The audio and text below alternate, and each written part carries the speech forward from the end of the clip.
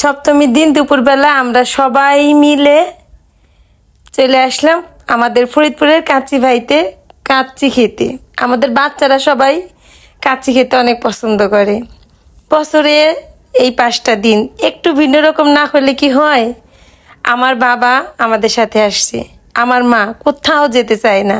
কতবার করে বললাম চলো মা তুমি না খাও, আমাদের সাথে বসে থেকো, তাও আসলো না। আমার বাবা অনেক আনন্দ করতে ভালোবাসে আমাদের মতো। এই যে আমার ছোট বোন আর ছোট বোনের বড় চলে আসছে।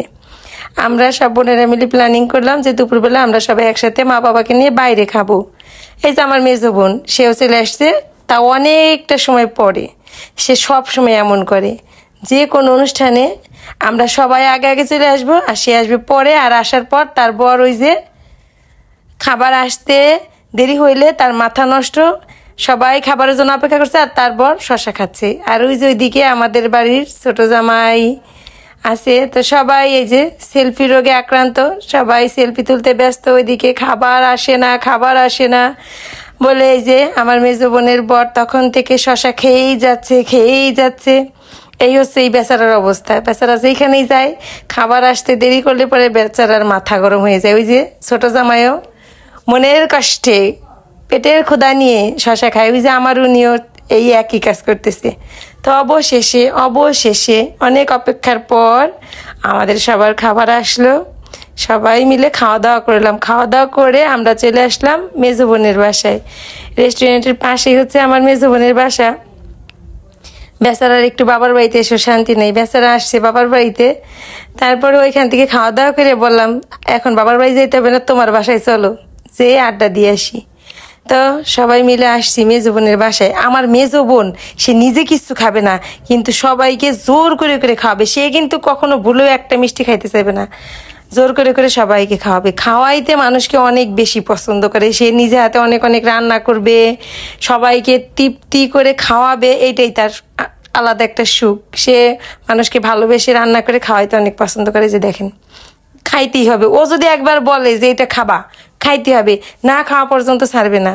আর এদিকে আমি তো আবার একটু খাওয়া দাওয়া করতে অনেক বেশি পছন্দ করি, আমার তো কোনো কিছুতেই সমস্যা নেই।